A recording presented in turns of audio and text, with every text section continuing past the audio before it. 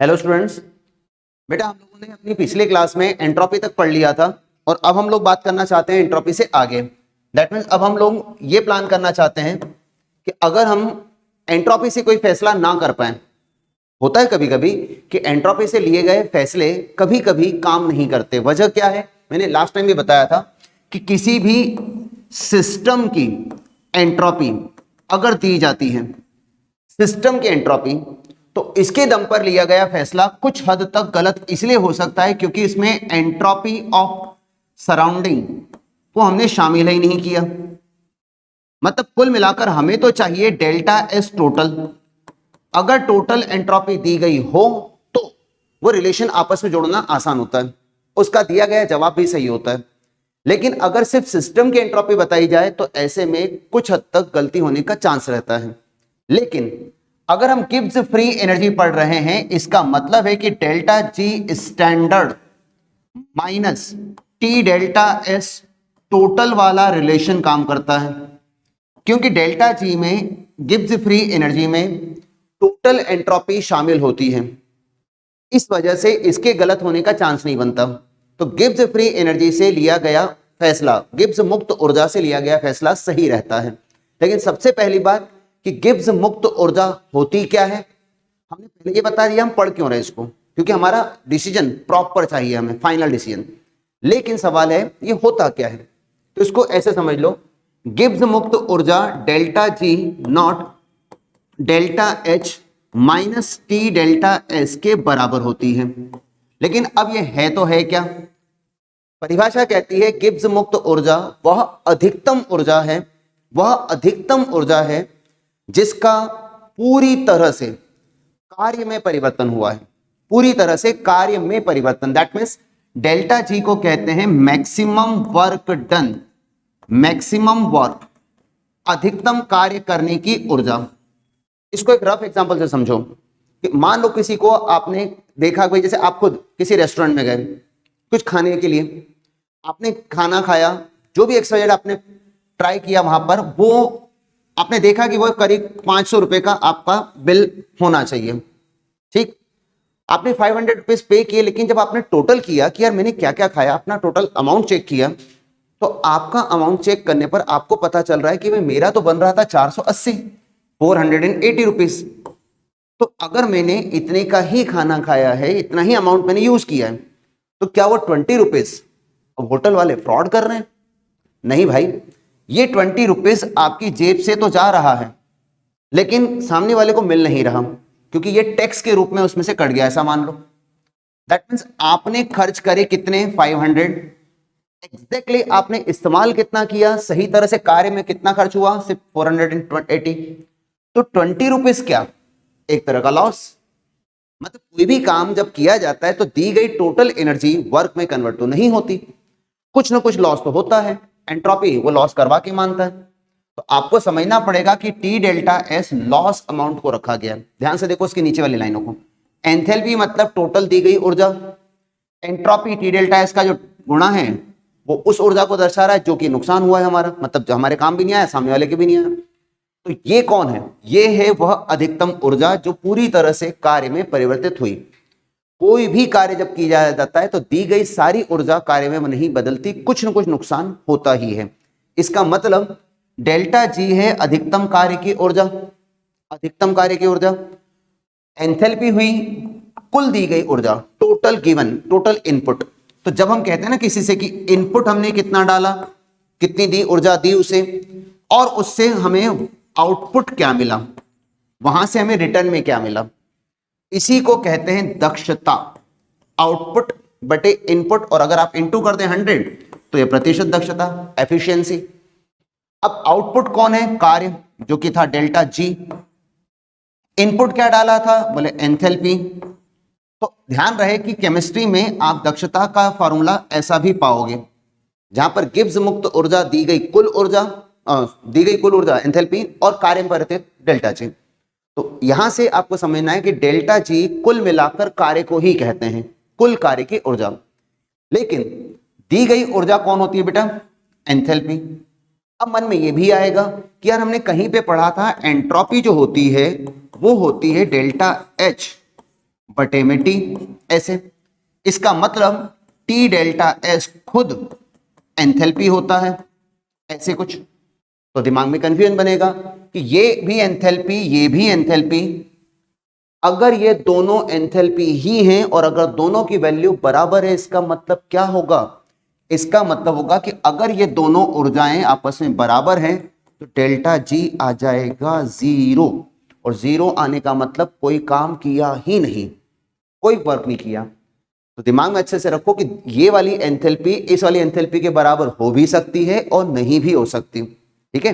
तो हम ये मान के चलेंगे कि आपको दी गई ऊर्जा ज्यादा और नुकसान होने वाली, लॉस होने वाली कम, तभी वो काम कर पा रहा है, कार्य हो रहा है। तो आपको समझना पड़ेगा कि आंसर 0 भी आ सकता है। टी डेल्टा एस कभी कभी एंथैल्पी के बराबर भी हो सकता है, तो इसमें कुल ऊर्जा 0 भी हो सकती है, जो कि कार्य में बदले ही नहीं, सारा का सारा दिया एनर्जी सब लॉस हो गया, ठीक। तो दिमाग में पहले रखो कि गिब्स मुक्त ऊर्जा है तो है क्या? मुक्त ऊर्जा का मतलब है अधिकतम कार्य करने की ऊर्जा, ठीक है।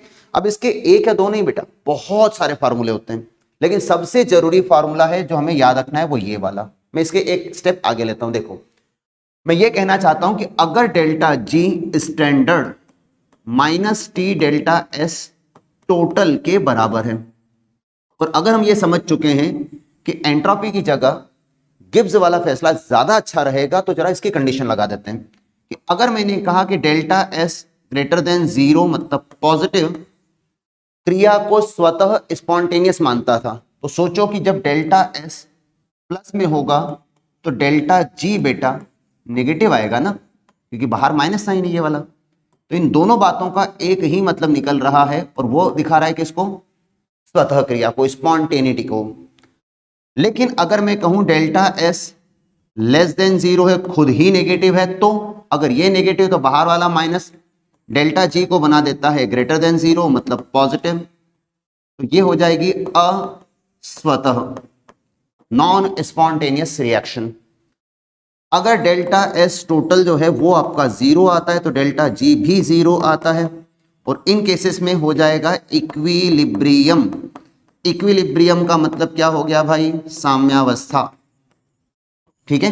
लेकिन मैं फिर से दोहराता हूं कि ये टोटल एंट्रोपी की बात करें तो काम का, सिस्टम की एंट्रोपी देगा तो दिक्कत होती रहेगी। हम पहले ये समझ लेते हैं कि हमने 3 कंडीशंस को पढ़ा है। अब ये सारी कंडीशन हमें सिखाती हैं कि गिब्स मुक्त ऊर्जा से फैसला करना अच्छा रहेगा, ठीक है। अब होता क्या है कि हम कई बार जैसे सिर्फ एंट्रोपी बताते हैं सिस्टम की, डिसीजन लेने गए कि रिएक्शन स्पॉन्टेनियस की नॉन स्पॉन्टेनियस, हमने सोचा स्पॉन्टेनियस है स्वतः, और आंसर आ गया उल्टा अस्वतः। लेकिन गिब्स अगर बोलेगा तो गिब्स के केस में आंसर गलत नहीं जाएगा, ठीक है। अच्छा, आपने ध्यान दिया होगा कि मेरे जितने फार्मूले में लिखूंगा, जितने रिलेशन में लिखूंगा, अलग अलग चैप्टर के सभी फार्मूलों में माइनस साइन क्यों लिखा गया? आपने हमेशा ध्यान से देखा होगा कि जब भी हम लोग जनरल वर्क डन लिखते थे पूरे चैप्टर में, थर्मोडायनामिक में जितने चैप्टर में पढ़ा, हमेशा वर्क के फार्मूले ज्यादातर आपने देखे माइनस साइन के साथ। ऐसा क्यों? माइनस साइन क्यों लगाते थे? कार्य नेगेटिव क्यों? मैंने बहुत बार बोला बेटा, नेगेटिव साइन का मतलब वर्क डन, काम तो हुआ है, work done by the system, system के द्वारा। सिस्टम के द्वारा होगा तो एक्सपांशन होगा, प्रसार होगा। प्रसार अपने आप होता है, करवाया नहीं जाता। जब तंत्र निकाय अपनी मर्जी से काम करेगा तो प्रसार होगा, एक्सपांशन होगा। लगातार सारे इशारे देखो, work done by the system मतलब खुद से काम करना, स्वतः क्रिया। एक्सपांशन मतलब प्रसार, खुद से काम करना। Delta G negative, negative sign सारे, डेल्टा जी देखो ये रहा, स्वतः करना। कुल मिलाकर सारे साइन नेगेटिव दर्शाते थे, कार्य वाले नेगेटिव साइन सब स्वतः अभिक्रिया, स्पॉन्टेनियस। जितने भी वर्क के फार्मूले देखो, अलग अलग चैप्टर में अलग अलग फार्मूले, जैसे कि -NF सेल, याद करो ये फार्मूला इलेक्ट्रोकेमिस्ट्री में होता था। E0 सेल, सेल का स्टैंडर्ड EMF, स्टैंडर्ड मानक विद्युत वाहक बल। लेकिन इसमें भी फार्मूले में बाहर ध्यान से देखो तो माइनस साइन इंडिकेट्स स्पॉन्टेनिटी। अगर आप इक्विलिब्रियम के साथ इसका संबंध जोड़ते हो तो ये आता था -2.303 RT log K।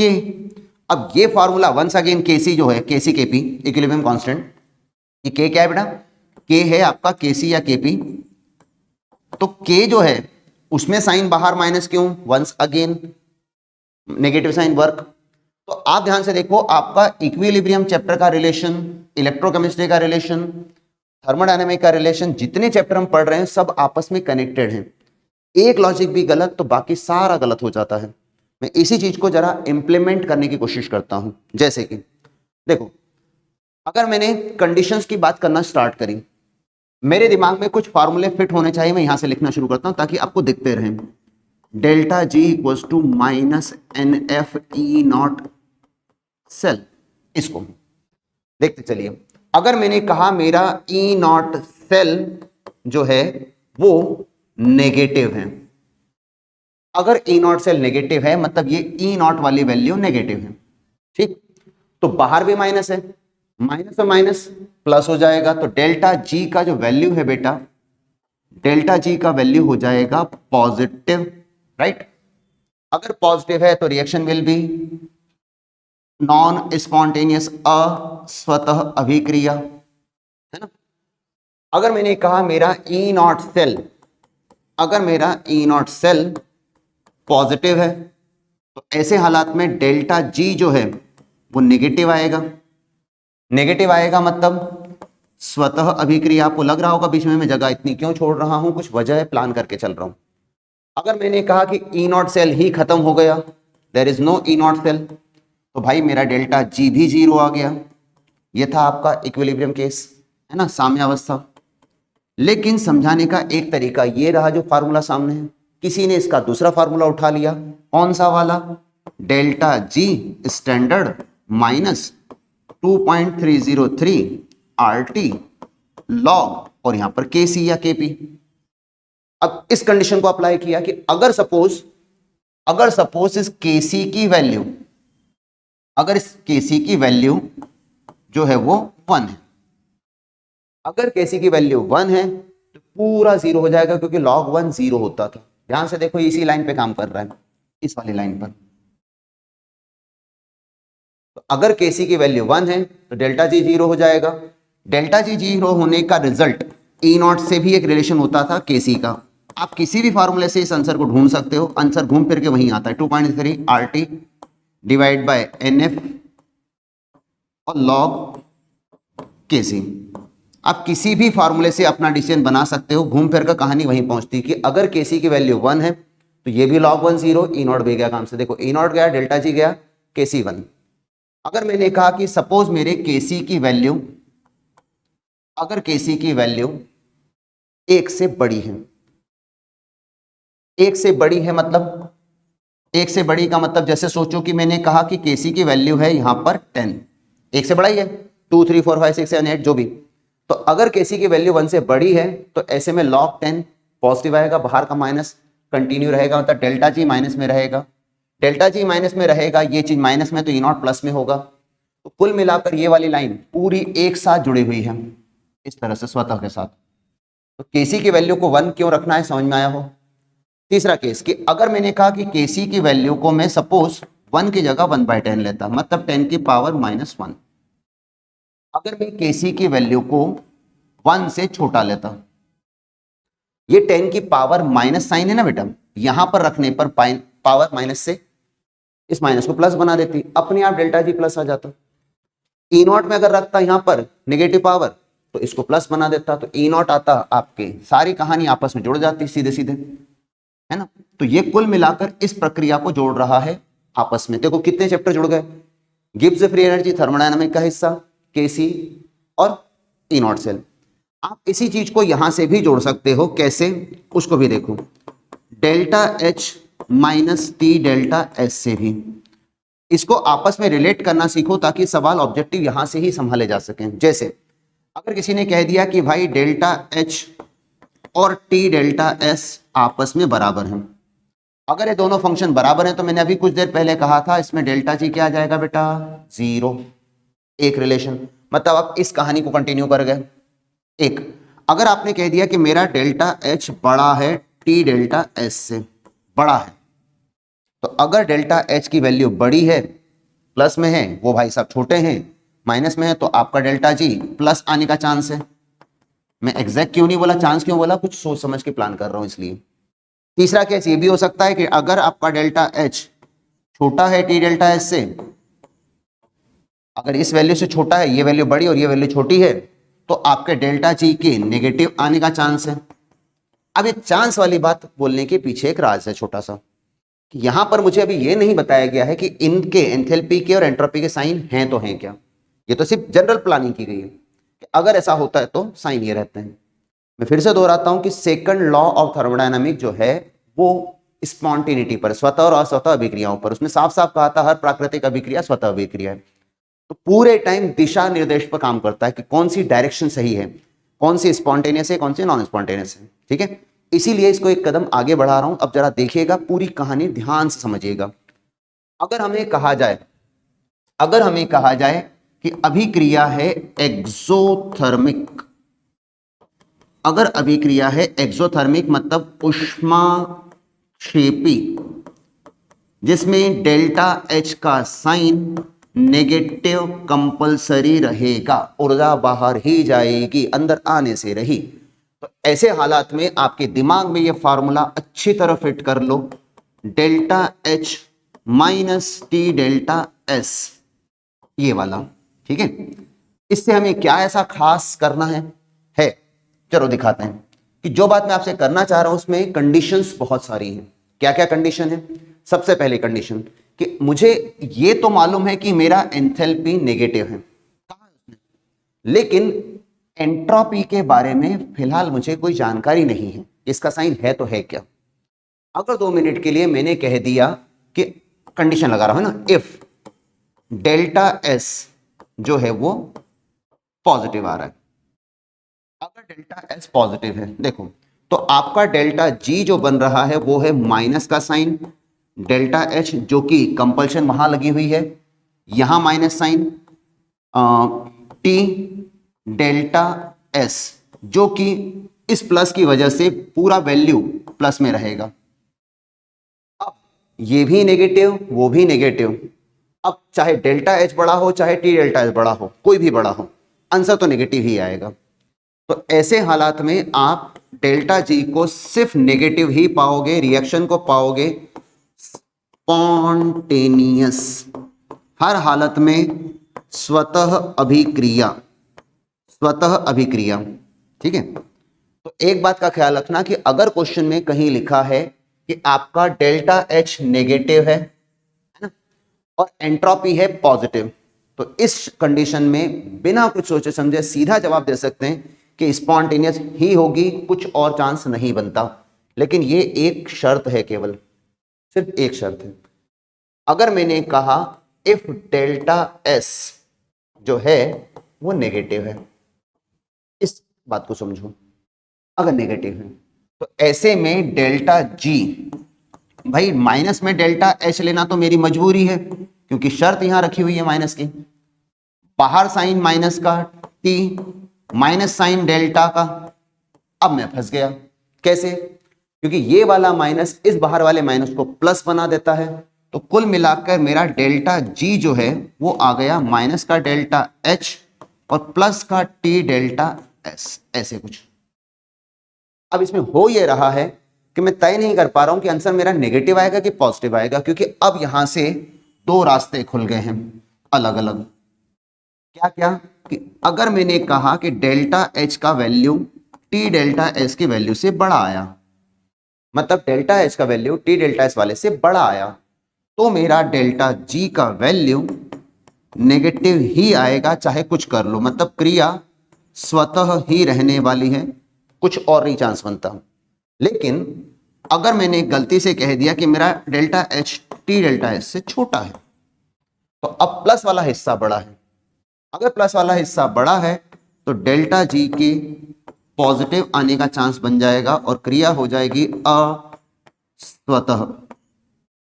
तो मेरे पास सारे ऑप्शन खुले थे, अस्वतः, नॉन स्पॉन्टेनियस, स्वतः स्पॉन्टेनियस, ये भी स्वतः स्पॉन्टेनियस। तो स्वतः आने के चांसेस ज्यादा हैं, मतलब एक्सोथर्मिक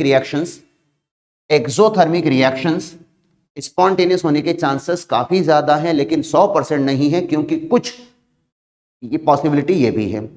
इसी का मैं दूसरा हिस्सा समझाने की बात करूंगा, क्योंकि ये ऊष्माक्षेपी थे, एक्सोथर्मिक थे। मैं इसका रिवर्स फॉर्म रखता हूं। अगर मान लो मैंने कंडीशन लगाई एंडोथर्मिक, एंडोथर्मिक का मतलब हुआ ऊष्मा शोषी। अब अगर क्रिया ऊष्मा शोषी है, मतलब डेल्टा एच ने तो कसम खा ली है कि वो तो प्लस में रहेगा ही रहेगा, इसका आप कुछ नहीं कर सकते, प्लस में ही रहेगा वो तो अब मेरे सामने एक पॉसिबिलिटी बन गई है। फार्मूला मेरा कभी नहीं बदला था, वो हमेशा से वही था, delta H minus T delta S, यही था।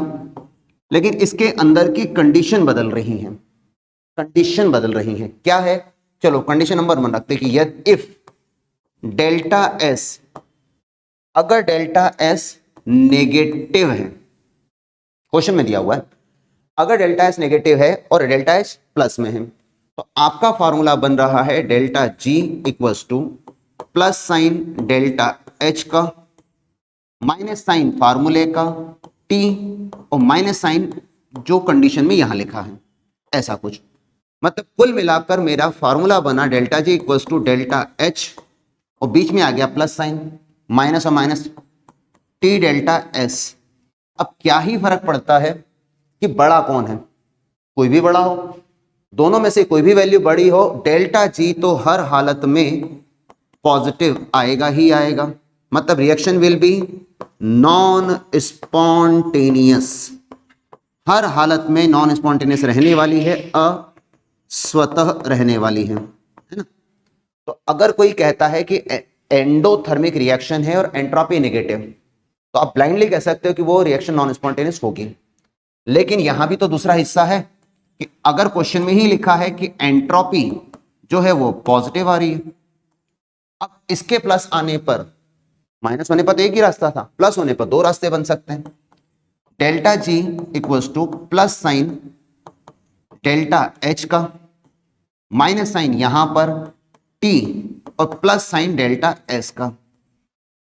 अब इसमें फिर वही दो रास्ते हो गए, क्योंकि देखो बीच में साइन माइनस का, अब मुझे क्या पता टी डेल्टा एस बड़ा है कि डेल्टा एच बड़ा है, तो इसके दोनों ऑप्शंस ओपन कर देता हूं।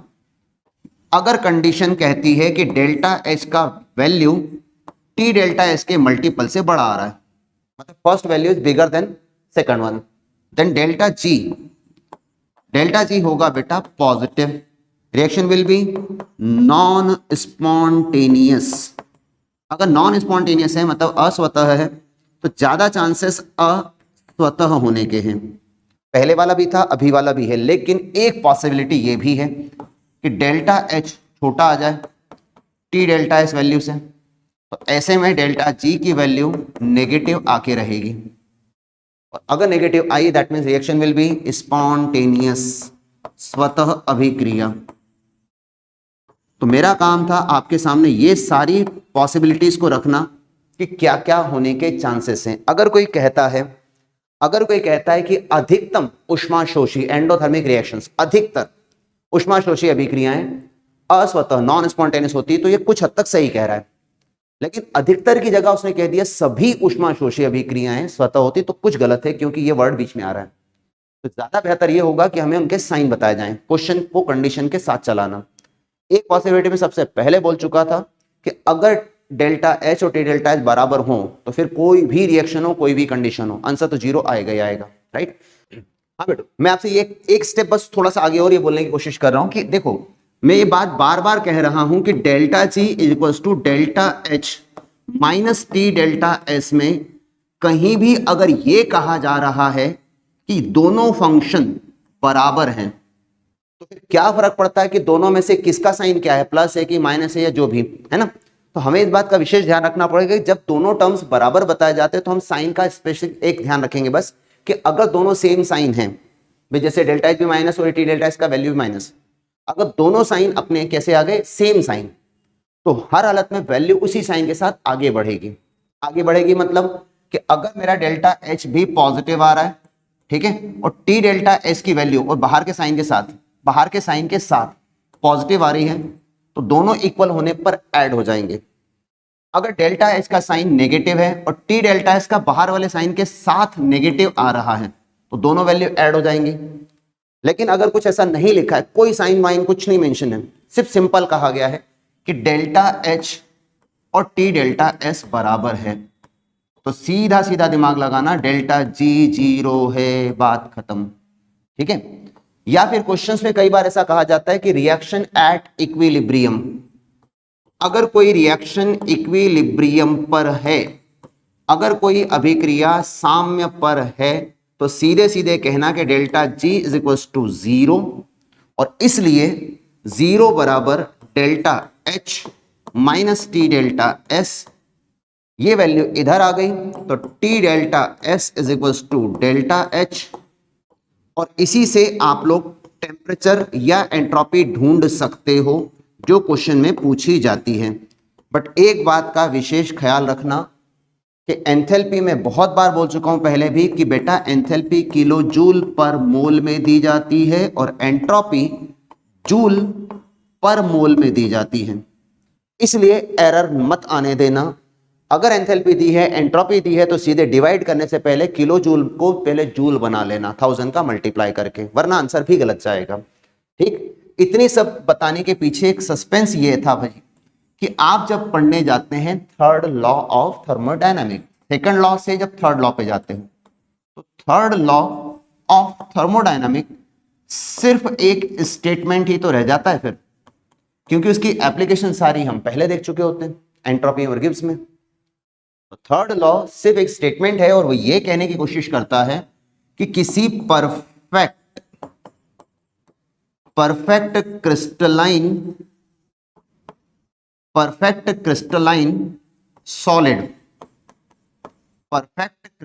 सॉलिड, याद करो जरा, ठोस, सॉलिड, द्रव, लिक्विड और गैस, इन तीनों में सबसे कम एंट्रोपी सॉलिड की होती थी, सबसे कम।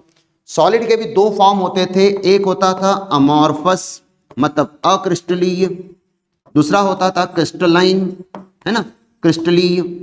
तो उनमें से एंट्रोपी क्रिस्टलाइन वाले की और कम हो जाती थी।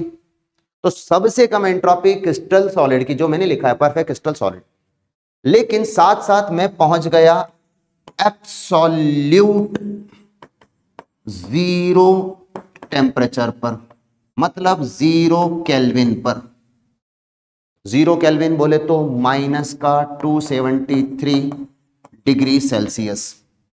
तो एब्सोल्यूट 0 टेम्परेचर पर, परम शून्य ताप पर, एब्सोल्यूट 0 टेम्परेचर पर परफेक्ट क्रिस्टल सॉलिड की एब्सोल्यूट एंट्रोपी मतलब डेल्टा एस 0। तो हमेशा ध्यान रहे एंट्रोपी 0, पूरी तरह से 0 सिर्फ तब हो सकती है जब किसी परफेक्ट क्रिस्टल सॉलिड की बात की जाए और उसे रखा कहां जाए, परम शून्य ताप पर, 0 केल्विन पर, एब्सोल्यूट 0 टेम्परेचर पर। तो किसी भी परफेक्ट क्रिस्टलाइन सॉलिड की एब्सोल्यूट एंट्रोपी एब्सोल्यूट 0 टेम्परेचर पर 0 हो जाती है। ठीक है, so thank you so much.